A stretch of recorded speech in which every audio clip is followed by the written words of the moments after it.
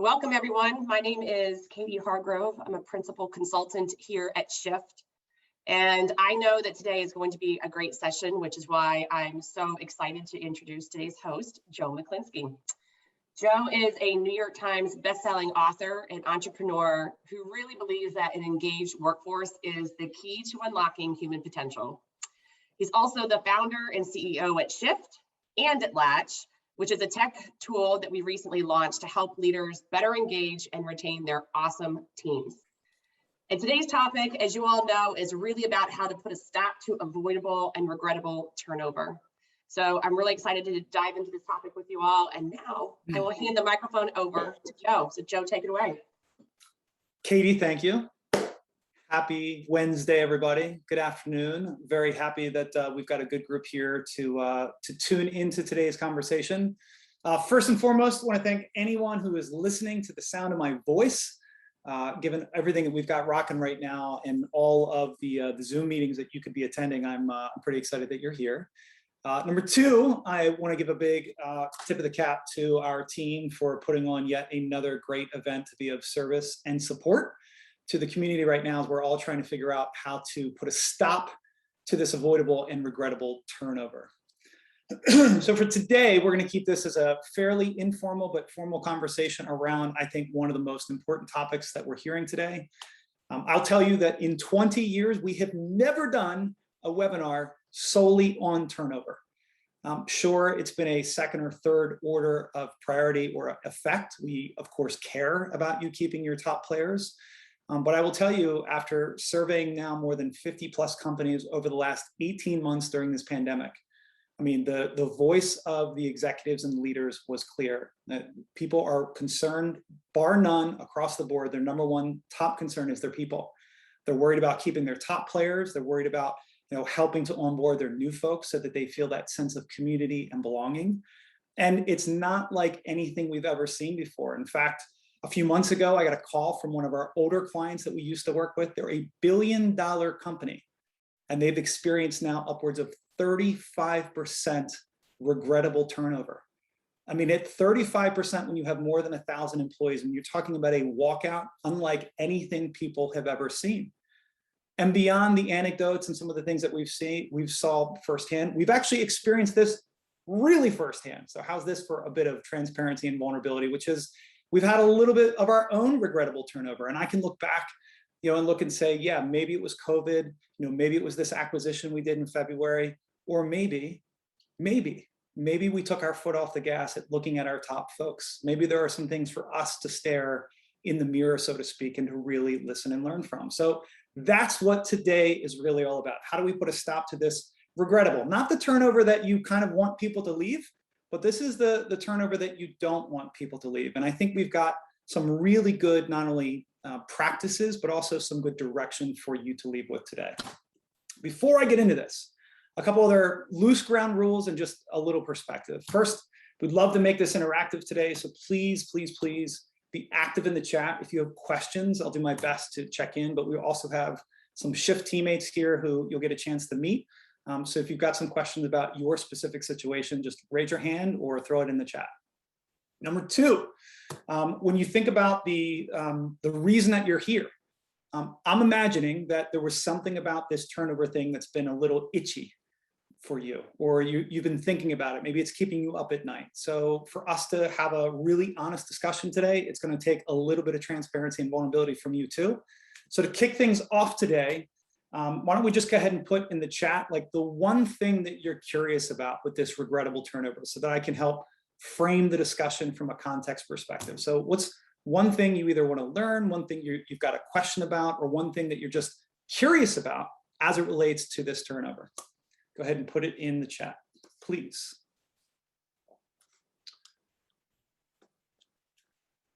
Better than not being a passive listener as we think through this exercise together. All right. I'll do my best to keep checking in on the chat here, but thank you for your participation out of the gate.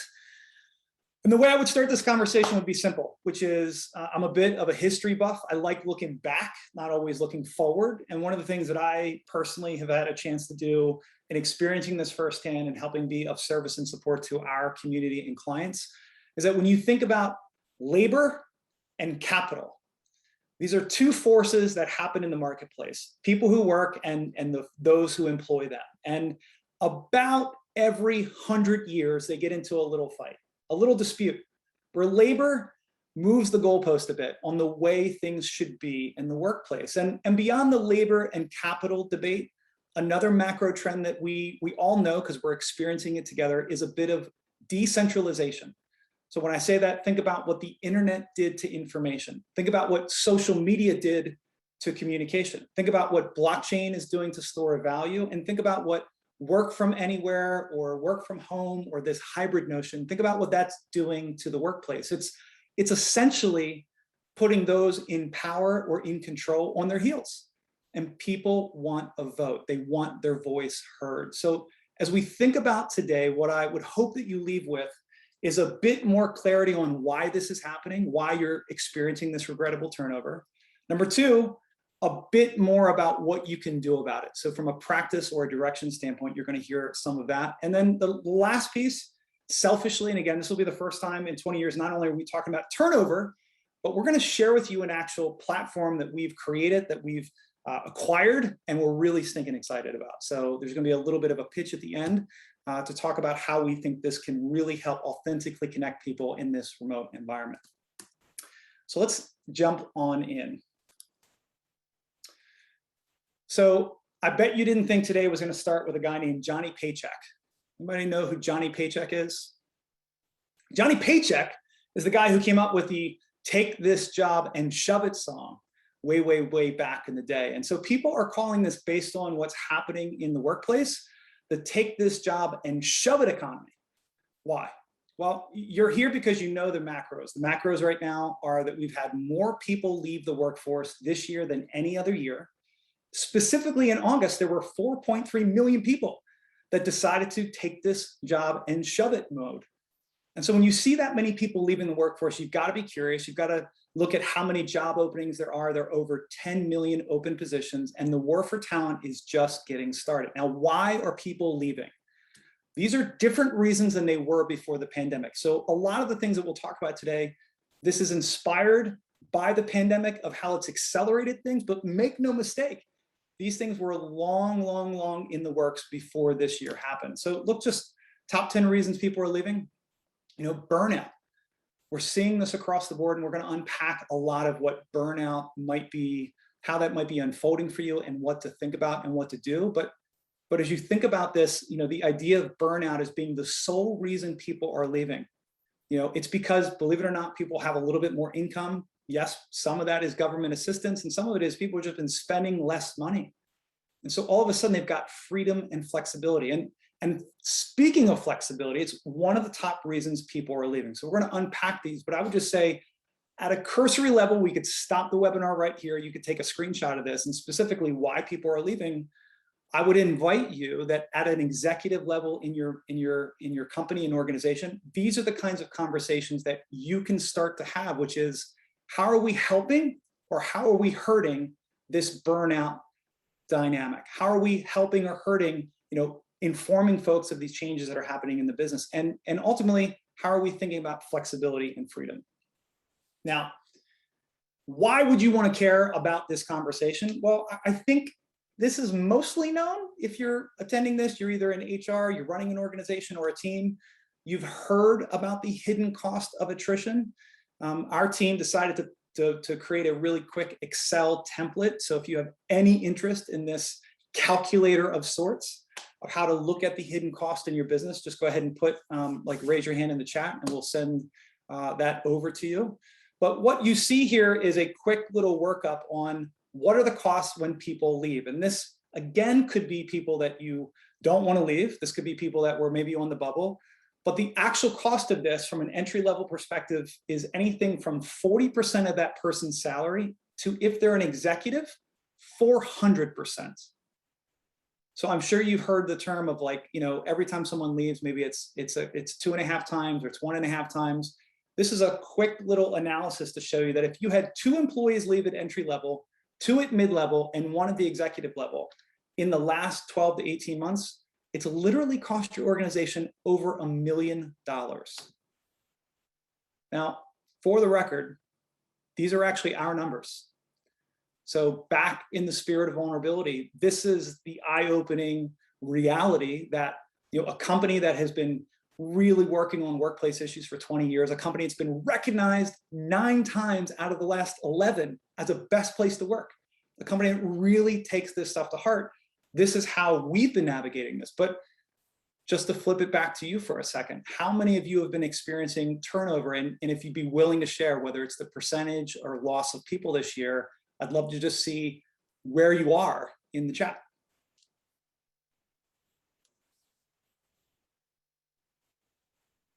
We'll get that over to you, Laura, for sure.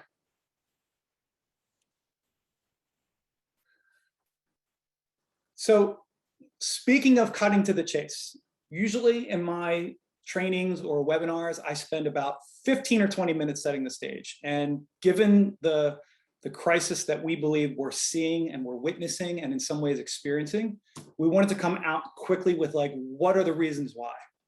And when you think about what are the reasons why, there are of course more than 3. But for today, we wanted to give you the things that we think that you can do something about today. So first and foremost, leaders are not in touch. Now, when we say leaders are not in touch, what this means is exactly how it sounds, which is a lot of leaders, maybe it's not you, but you have leaders in the organization that are not meeting their employees where they are. They're assuming that they have more capacity. They're assuming that they have more space. They're assuming that they're doing okay. And we all know one of the main reasons people left their job before the pandemic was their relationship with their manager. So we're going to unpack a little bit of why leaders aren't in touch, maybe even some of the psychology behind it, but it's a very, very big deal. And if leaders aren't in touch, the second reason we're seeing work not working right now is that this is uncharted terrain. So often in business, we're always looking for the patterns, and we use the past as sort of a way to predict what might happen moving forward. But what do you do when this hasn't happened before? Like, what do you do when this is a once in a lifetime moment where there's an old line that says it's hard to read the label on the jar you're in, especially while the moment's happening? So given that this is unknown or uncharted, the question is, how are you making decisions in this moment? Are you falling victim and prey to, again, some of the biases and the blind spots that happen, or are you really finding a way to work around them? And then the last one is probably my most important or my favorite reason, in a sense, is because it's just not fair. Hybrid work sounds great, or this new working model seems okay, but who are the winners and who are the losers? And how is your organization making decisions based on that? So this is what we're going to unpack here for the next few minutes. So the first is leaders are not in touch. I have recently, I have an 11-year-old and a 9-year-old. So here comes the judgment to the parenting style that we have, but we've decided to pick up watching The Office. I have not watched The Office in a little bit. I remember watching The Office at first, and I had no idea why it was funny. My wife, Erica, had to tell me that this is actually how corporate America sometimes it plays out. And I said, you've got to be kidding me. Like, is there really leaders like Michael Scott? My 11-year-old's been watching this. She's like, are there really leaders that are that like bad? And I'm like, yeah, there kind of are leaders that just don't get it. They've got blind spots. They're not touched. And they're still caught in this. It's about them as opposed to it's about the folks they lead. And one of the analogies that we're using with clients right now is, every organization is shaped like a pyramid. There's embedded hierarchy. And we talk a lot about the quote from Winston Churchill, which is, we shape buildings and then they shape us.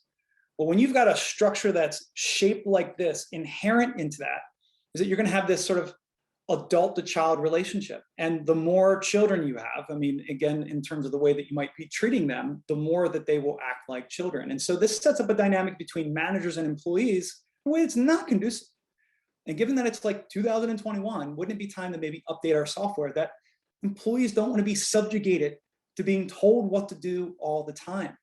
In fact, the analogy is, why not move them up from the passenger seat to the co-pilot seat? How about stop making decisions about them without them? And so that's what we'll sort of step through here in a second. Now, Exhibit A. I used this slide about 5 months ago when hybrid work was really starting to get cooking. And I'm sort of blown away that you've got the CEO of one of the biggest, I wouldn't say the most important, but maybe the biggest, most significant banks in the country. And he's gone out constantly to say how bad this idea of this new work model, this remote model. Why? Because he thinks it's an aberration. It didn't happen to him, and so therefore he can't imagine that it would be different for other people. If you think about this, the CEO of TaskRabbit, Stacey Brown Philpott, she's got a whole different version of how she's thinking about this, which is the future of work is really about people deciding how they want to live and work in the way that they want. So freedom and flexibility is really the name of the game above all else. And so if you look at the left side of the slide here, what's most important in this post-COVID world? Flexibility, location, hours, work-life balance. You can't check out the New York Times or the Washington Post or the Wall Street Journal right now without an article once a week at least of folks trying to unpack what's going on. You're seeing in the big consulting firms like PwC, they've recently put out a notice that they're going to allow 40,000 employees to have a remote first environment. I mean, if you were asking us 2 years ago, would organizations at scale ever be okay with this? I would say hard no, even though they should. But here's the deal. The question is, are they doing it because they're trying to create these environments where people are seen and heard and understood and people can make their own decisions? Or are they doing it because everyone else is doing it? Well, we think you're going to get a lot more of that latter than the former over the next couple months because of the way the talent war is ensuing. Now, it's not just freedom and flexibility. We talk a lot about chronic stress at Shift. We talk a lot about fundamental well-being at Shift. That if you really want to put people as your most important assets, then again, what are they going through? And we are still living through a pandemic. And it's not just a pandemic. People have had life that they've lived over this last 18 months. People are doing more work because they're not commuting in the same way. So we're seeing the digital overload and the digital capacity totally be, in a place that's not healthy. Employees are starting to really languish and not feel like they have people to turn to. And this last little stat at the bottom, 38% of remote employees feel exhausted after these daily virtual meetings because we're like, it's a little Groundhog's Day that we're doing the same thing over and over again. I'm often in this office here with my puppy who's 13. And I think to myself all the time, like, what does she think I do all day? Like I'm staring at a screen, talking to no one. Like she's got to think I'm the strangest person in the world. And again, when we do these things over and over again, they don't necessarily help our psyche. So we know a lot of the things that we've tried before COVID, they're not going to work. They're not going to work in the same way. Static surveys, the idea of going, okay, we got to listen to our team. I mean, how many organs really try to go out to their population? And we do it all the time for clients. But when you do that, and then 6 months later, you're still basing your decisions off of that moment in time. We all know the world's moving so fast right now. So how do you keep up?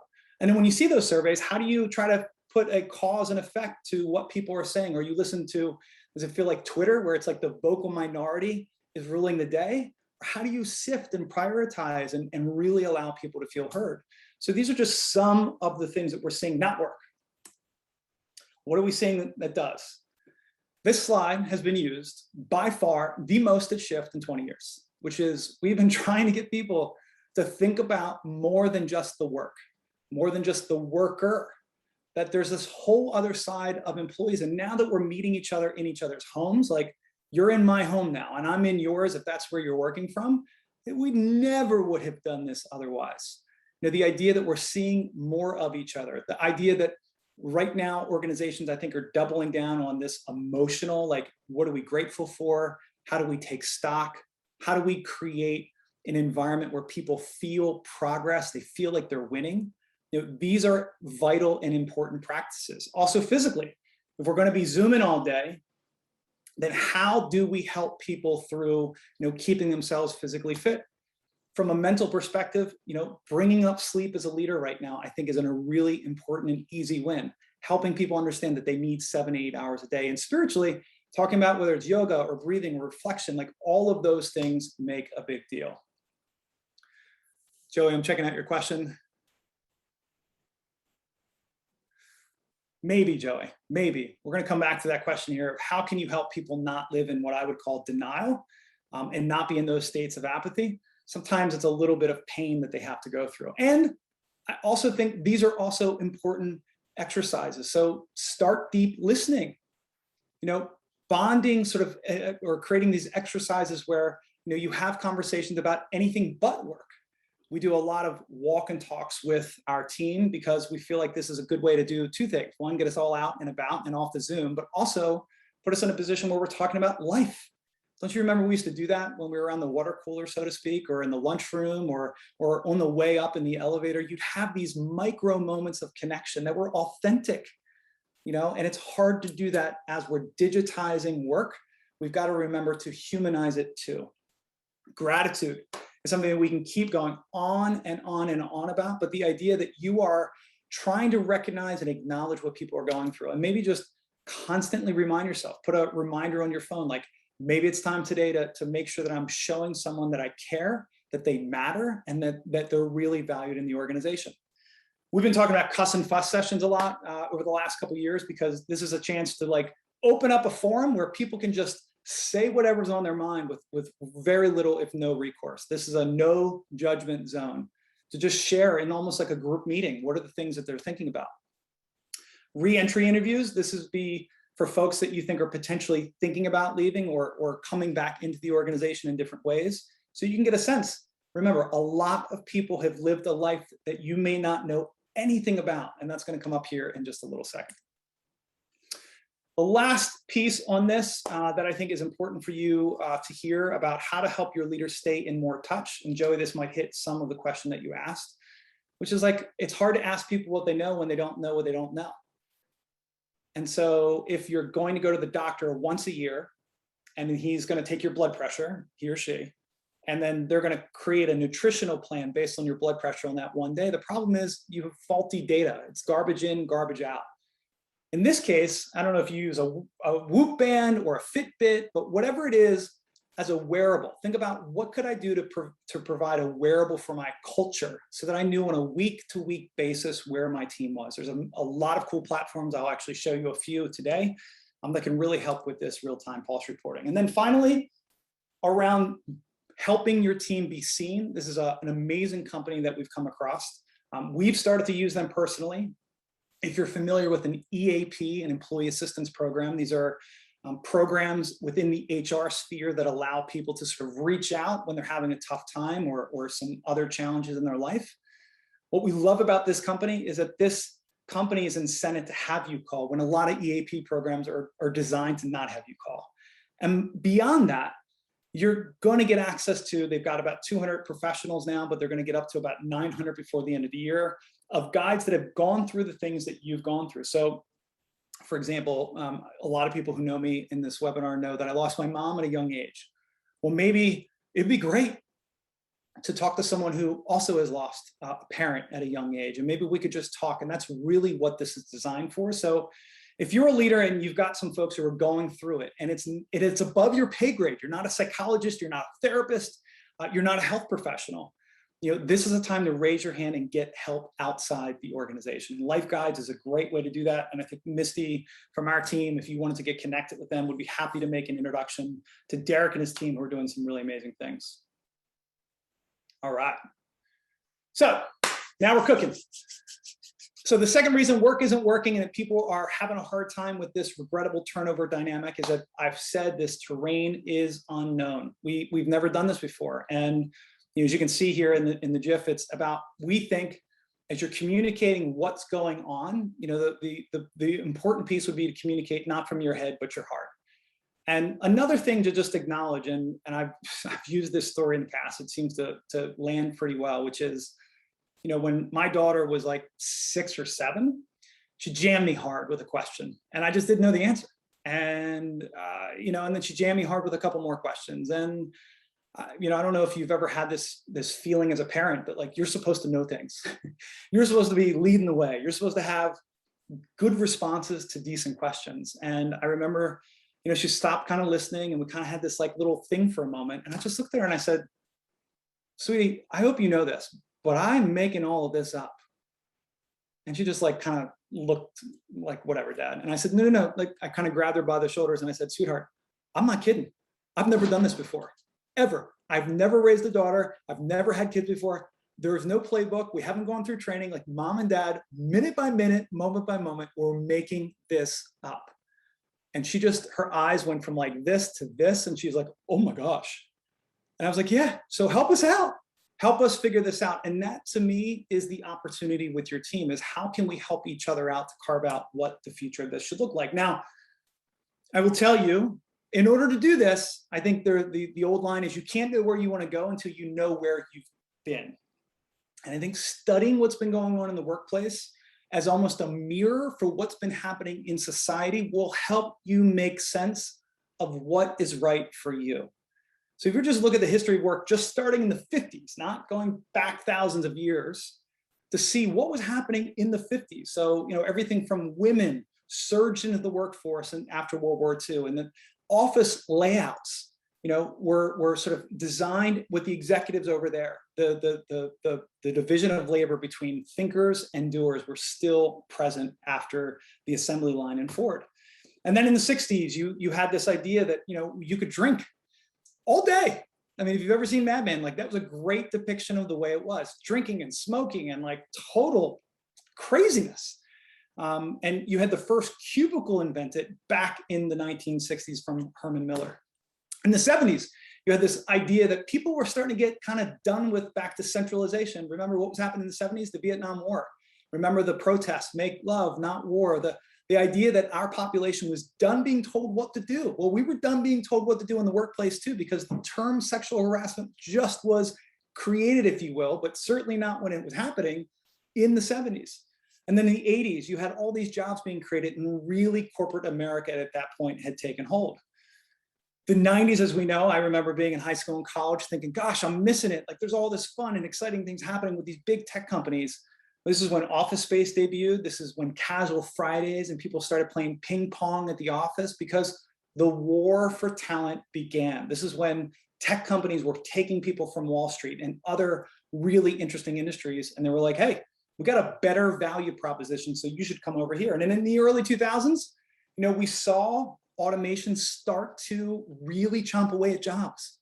Andrew Yang, who we've had a chance to interview a few times, he was a presidential candidate. He wrote a book on this, which was the idea that, by 2030, potentially half of the American workforce might be out of a job because of automation and software and the way that it's eating, if you will, these job opportunities. And then you go all the way to the 2010s, and we all know what we've been living through. A lot of change. And so when you boil that all up to 2020, business closures, supply chain interruptions, government mandate closures, vaccine mandates. I mean, this is hard to think through. This is your new job description. Mental illness on the rise. You've got the great resignation that we're all here for today. You've got societal problems where people are still trying to figure out the way that this works. So this is a time to not window dress. This is a time to really think about rethinking it all. How we work, extreme flexibility. Where we work, anywhere, why we work, purpose, when we work, anytime, and who is working in the 5 generations. So if you look at this graph, what it's an invitation to is to unwind the way this all unfolds, meaning not thinking about work as time-based or place-based. Now I got good news and I got bad news.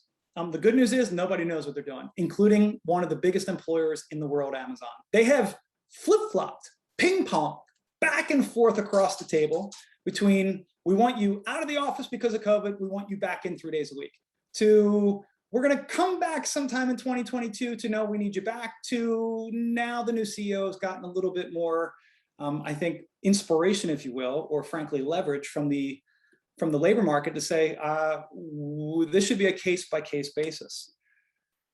So what we're seeing is, to us, a way to frame this moment is that this is not about the future of work. This is about the great work transformation. And specifically, the heroes of this moment, will not just be your employees, it will be you and your fellow leaders trying to traverse this terrain.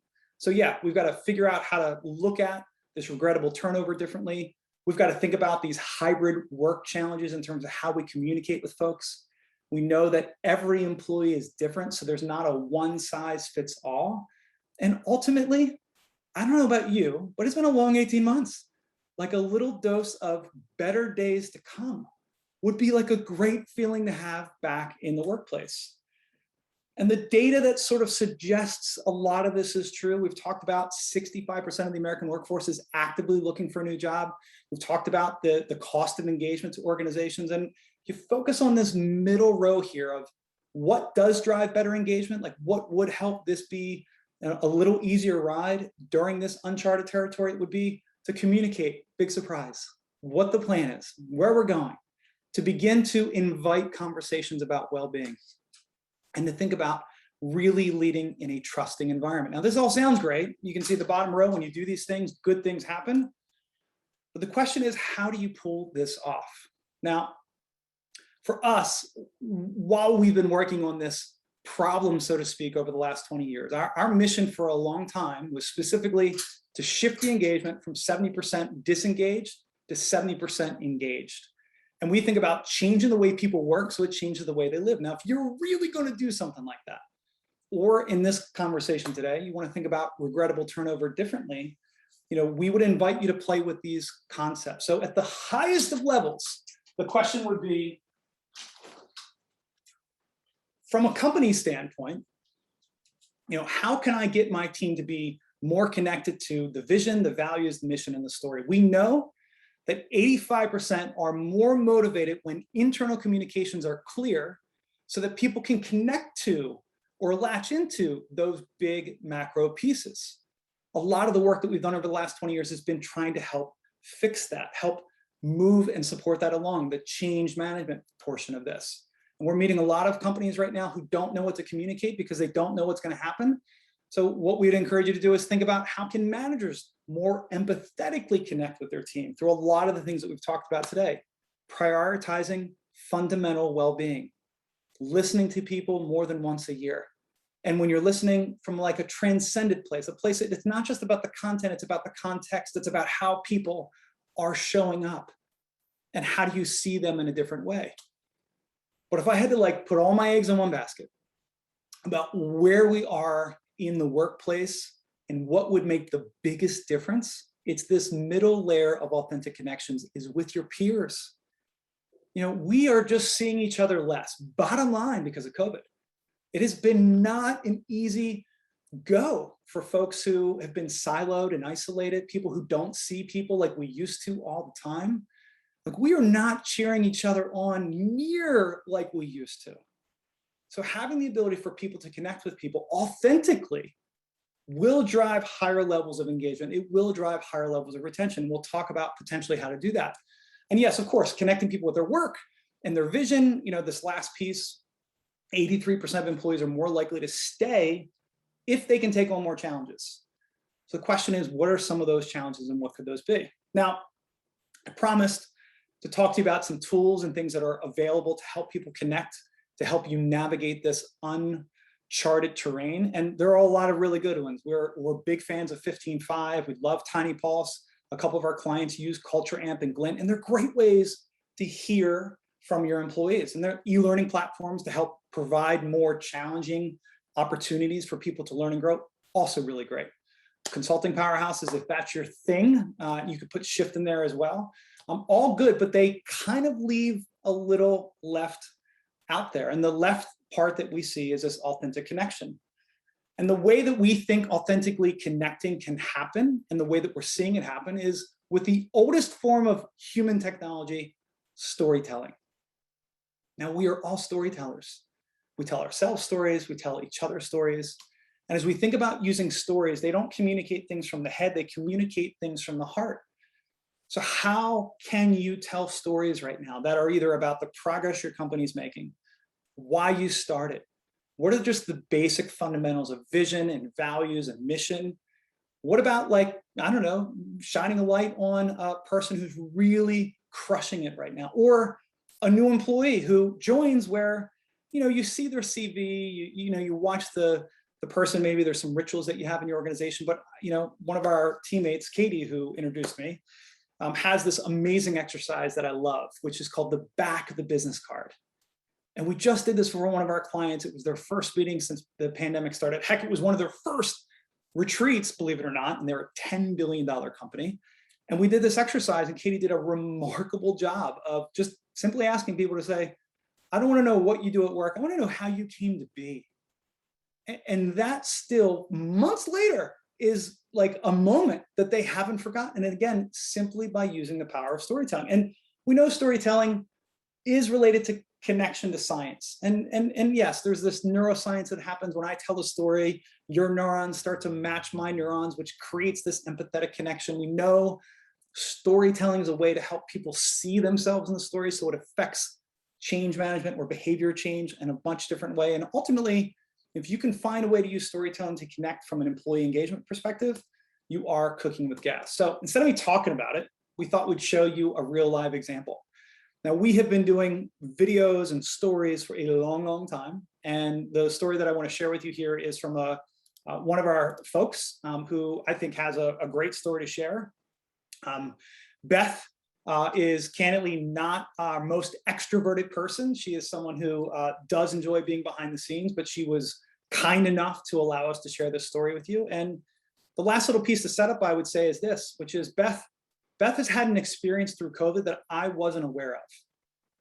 And I take that to heart. We have a small team. I should be aware of what people are living through, even through my best attempts. And so the fact that she was willing to share this after a quick 30-minute interview with our story coach and put this out there is a really big deal. So I'm excited to have you listen and share this. My name is Beth Spurrier. I'm an associate on the Shift consulting team, and I'm based right now out of Clearfield, Pennsylvania.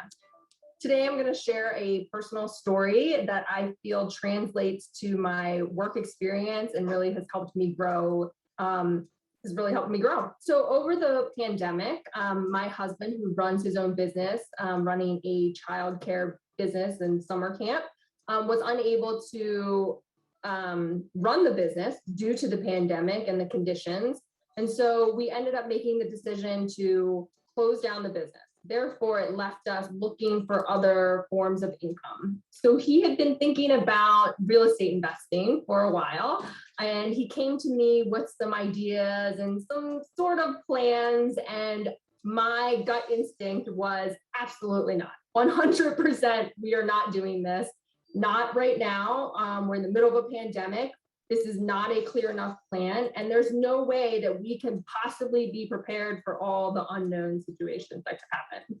He came back to me, and he had put some more research and plans. He had done more. He'd gone and visited some properties, and he came back to me with a bunch of different options. And he said, "Let's do this. This is a good idea. It's an investment in our future. We should totally do it." Throughout the whole process, I kept pushing back. But my husband, being who he is, he said, "We can do this. I believe in us. I know that he himself knew that he could do it." And so we ended up settling on a property in Pennsylvania. We sold our home in Baltimore in the middle of the winter and moved to central Pennsylvania, 3.5 hours away, to work on this investment property. It's been a very interesting learning process. And while I pushed back for probably 80% of the time that we've been going on this journey, I have learned as well. I've totally learned that, it's okay to step outside of the box, push yourself into an uncomfortable and awkward position, because really that's where growth happens. I have learned that my personal instinct to want to create a plan and stick to it is great. And sometimes, especially in my work experience, we have to pivot. We have to be able to work in the gray space. We have to be able to adjust to our client's needs.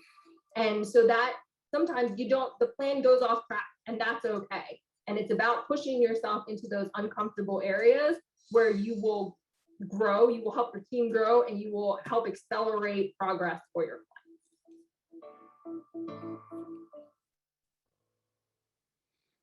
I'm not sure if Beth is on here today, but if you could just put in the chat that you appreciate it, that she allowed us to share this story, which was an internal storytelling piece, right? This was not made for public consumption. This was a very personal piece for us. And we wanted to share it today just to give you one example of how a story can be shared. It's less than 3 minutes long.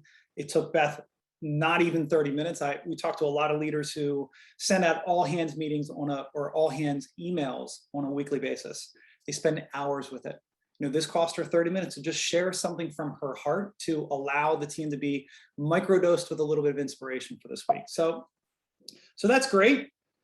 But, if you stop there, I remember back in 2014 and 15, we started to expand Shift. We were about to take on a client in Boston. We were about to take on a client in Seattle. We had people in those cities, and I was starting to freak out a little bit. I was like, how am I going to keep us all connected? And for those who knew me back in the day, you knew I have a problem sometimes with moderation and doing anything a little. So I decided to do not a weekly video to the team, but a daily video for 3.5 years, where I would basically post up what you just saw, a 3-minute video about what I saw, about what I heard, about recognizing people, about trying to keep us connected to the priorities of the organization. I would do it when I left CrossFit in the morning, so it kind of worked out with my morning routine. And it was great. We did an annual survey, and the team would come back and say they appreciated what was happening. But I didn't eat my own dog food. And I know better.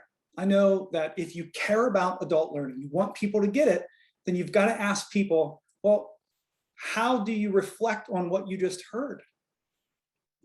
One of the things that really is, it's kind of like disturbing and it frustrates the heck out of me, is that people are leading people. You could be one of them, or people who are, and you've literally never Googled the term adult learning into the Google. What you're going to come back with out of the Google is that learning just doesn't happen. It's not a passive exercise. You have to invite people. They've got to meet you halfway. So the first thing is, asking people, well, how did that land for you? And we shared this video on our platform, and you can see across the board, we've got Katie and Bailey and Andrew and Rita. And when you start to think about, the way in which we cheer each other on, remember that authentic connections.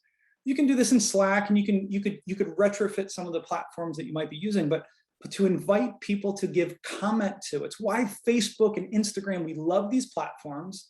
It's not just about our narcissistic vibe. It's about that we want to feel supported. We want to feel like we belong. We know that psychological safety drives discretionary effort. We also know a sense of belonging makes me feel like I'm safe and you got my back. Read these. These are comments, by the way. We shared Beth's video a few weeks ago, and I was just blown away. Everything from what Katie said about appreciating Beth's candor to Bailey here says, wow, wow, wow. I have goosebumps watching your story. When's the last time you had goosebumps at work, right? You got Andrew doubling down on her ability to care. And then Rita, our director of finance and operations, she says, wow, wow, wow. Every second of this video made me smile, right? And I get it. We do this for a living. So you're thinking, oh, that's great. Shift is just being shift again. But then we ask people to take one action. And so this is where adult learning meets change management. So back to the idea that, if you want people to, make it their own and not just regurgitate the words that you said, you've got to give people a chance to play it out. So we invite people to take action. We invite people to reflect. And when they do, it closes the loop. So one story, right, that took Beth 30 minutes to be interviewed, a 3-minute story goes out, people watch this story, and all of a sudden, in 3 minutes, you've created this groundswell of activity that's focused and intentional, that's supportive to reversing regrettable turnover. So the last piece that we'll unpack together here, if we think about leaders are out of touch, and the big takeaway would be, really hoping that you're listening from the heart, that you're really doing your best to see the whole person fundamentally from a well-being perspective, that you're not doing pulse reporting, you should. Again, I talked about some of the platforms that could be helpful. And ultimately, if you need a little help, raise your hand, and Life Guides is a great outlet for that. From a second piece around this being uncharted, what you see us trying to set up is the idea of storytelling. That's really the big headline there. How can you leverage storytelling in a way to communicate what you think is most important, either from the top down or from the employee's vantage point, to help them be seen, heard, and understood? But there's still a big elephant in the room, which is, I told you, it's still not fair. As we think about what's happening with hybrid work right now, there's this moment where, if you're not familiar with a book called Thinking Fast and Slow by one of the best thinkers of our time. He's changing the way we think about economics and behavioral economic theory. His name is Danny Kahneman. He basically created this new way for us to think about what are the flaws or blind spots. They're called biases. And there's a lot of them. But the one I focus on the most is called the availability bias, meaning you know what you know what you don't know, you think, but then there's this third bucket of what you don't know, you don't know. And I got to tell you, after 20 years of helping to support organizations, I think our team would unequivocally tell you that most of our problems are the things that you can't see, you can't see. And one of those eye-opening exercises for me, I remember when we first started Shift, I wasn't married, I didn't have kids, I didn't know. And I remember the first 4 or 5 years we had folks with families and I just didn't get it. And it took me a while to get it, right? To understand that there are disadvantages if you're a working mom. There are disadvantages for other populations as well. Like right now, business leaders are just living their best lives. A lot of us have not had lots of things happen professionally to us that have really challenged us. But it's not the same experience people are having if you're married, if you're a working mom, if you're Generation Z, if you're a frontline worker or a new employee or single. These stats suggest that not everyone is living through the same pandemic. And just being able to admit that and say that and shout that and support that might be helpful in acknowledging what people are going through. Now, beyond that, Generation Z, unpacking that, we can keep playing the game that most generations do, which is they say, I remember listening to my dad sometimes, and I love him to death, but he would say, you don't know what I went through. I walked to school without my shoes in the snow and the whole bit. And now that I'm a dad, I kind of feel sometimes I see, my son who looks like he's living a very cool childhood. I'm like, you don't know what it's like. That's okay to have that feeling inside, but it's also important to understand that feeling is relative. That he doesn't know what I went through, and we don't know what this new generation who have not created work habits yet. They just entered the workforce, and all of a sudden the pandemic hit, and they're trying to figure out how do I get on board it? How do I get connected to the team? And if it's not enough to talk about working moms, and if it's not enough to talk about all the other populations that are having a hard time, let's just zoom out for one more second again, and just talk about that we're not equipped. That it's not fair because a lot of people are struggling with mental health. I'm not a mental health expert, but I have definitely been diagnosed with my share of issues ranging from ADHD to a lot of trauma to depression at times. I have a little mania in me. And the graph off to the right is the one that kind of shocked me the most, that right now the adults reporting symptoms of anxiety and depression have gone from 10% before the pandemic to 40%. It's a 400% increase in something that we're all just learning likely a lot about. Employees right now are crying at work more than ever, and that's not always the good crying. People are having a hard time dealing. Adam Grant's been writing a lot of great stuff. If you've not been reading his content recently, probably my favorite article he's written, he said there's a name for that blah you're feeling. It's called languishing. And he describes it really basic. Languishing is like the middle child of mental health. It's not depression and it's not flourishing. It's this middle child of get over it. Be a little bit more positive. Just go take a walk in the woods, make everything better. And he's really shining a light that it's a little more complicated than that. And so I personally think, based on a lot of lived experiences, but also on what I think moves the needle, is that if you can help employees think about these 3 questions: do I matter? Am I seen? Does it matter that I'm here? If I don't show up, does anyone notice? Okay. 2, do you care? This is not unimportant. If you need to be inspired, go watch an episode of Ted Lasso. That's right. We almost made it through a webinar without me mentioning Ted Lasso once, but I snuck it in at the end. It's a great example of leadership to follow. And ultimately, I know that when we all put our work down, all of us, the one common thing that we are kind of thinking about, which is the end is coming a little near for all of us each day, each clock tick. And so we're making a determination in our head, right? This is a new form of psychology called moral psychology, where we're asking the question often, is this worth it? Is the juice worth the squeeze? Is this time worth my life? And I think ultimately you're seeing that play itself out. Now, how do you get through this? Well, here's the real basic philosophy. And this may not sound groundbreaking, but I would say if you've read anything about conscious capitalism, if you've read anything about inclusive stakeholder management, or some of the other versions of what we've got going in this free market right now, our encouragement, strong encouragement, is to line up all of the circles of concern. So what do employees need and want? What'll help them flourish in a better and bigger environment? What does the organization need? What about your clients? I mean, they should have a vote in this. And then ultimately, what's good for like the community or humanity? Like, what do you want to be known for at the end of the day? And what we encourage clients to do is simply what you see in this event, which is line them all up, draw a line straight through it. And that is the beginnings of how you work out your plan. Now, because this is uncharted, and because a lot of us are flying in the dark or punching in the dark, I would also encourage you to use an HR tech platform. And I'm gonna, in about 4 minutes, show you ours. So yes, it's coming, the big reveal, but I don't care if you use ours or someone else.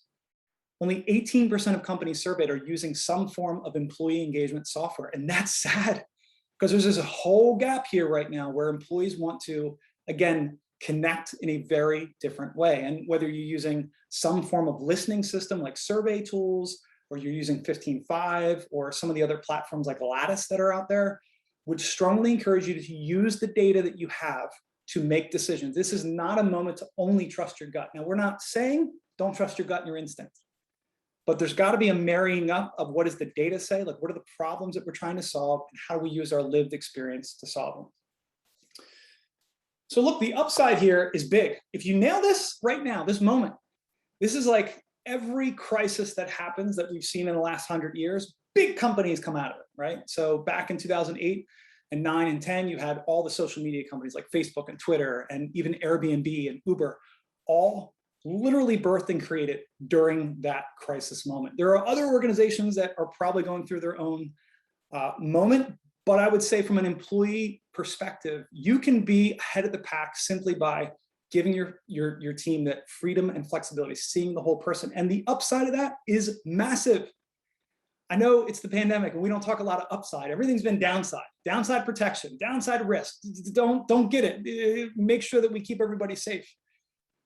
But you know what's funny about safe? When Darwin wrote the book, Origins of Species, he didn't talk that the organization or the organisms, us people, the animal kingdom is not based off of safety and downside. It's based on upside of strength and stability and adaptability. And that's, to me, what the moment calls us to be.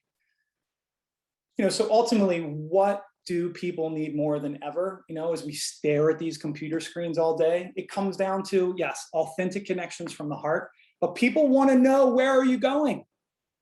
They want to know what's most important. They may be asking things like, you know, what do they want to experience this year? You know, what are their top goals? How does that line up with your top goals? Asking people what they want to learn and what they want to give and how they want to be supported. Those would all be good questions to contemplate. And ultimately, at the end of the day, people want to feel like they fit in. You know, they want to be in a group. They want to be in a tribe. It's biologically wired in our DNA to feel that way. And so the wrap up here is, look, we've been doing this work a long time. I say that often, not because I'm trying to impress you, but I just want to press upon you that we've been doing the work and we're not always right, but we have landed because of this time doing this work and working with 600 plus organizations that have been some phenomenal organizations. They've taught us a few things and we've helped support them too. You know, we've actually tried to be a best place to work and we've pulled it off quite a bit. We've published this material, we've podcasts, but this is a seminal moment. After 20 years of doing this business, we decided to kind of eat our own dog food one more time and to acquire this company to give us the ability to scale our impact. We can't build I shouldn't say that. We're not going to build a business with thousands of employees.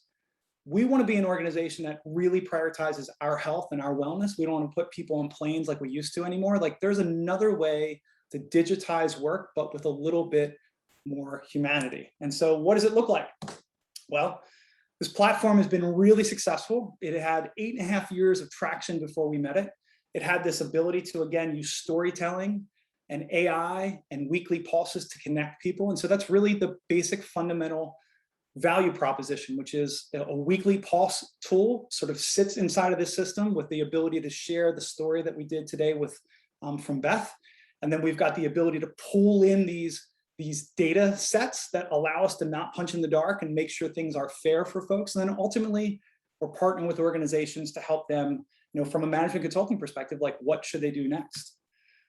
So the way it again works, just one more deeper click, is that we meet employees where they are. We get there's a digital overload right now of not wanting another thing to go do. But this isn't another thing. This is the thing. The thing is your people's voice and their vote, your people's input, a way to understand. Like we did our first gathering in July after this pandemic, or not after, but during this pandemic experience. It was our first gathering after about 17 months.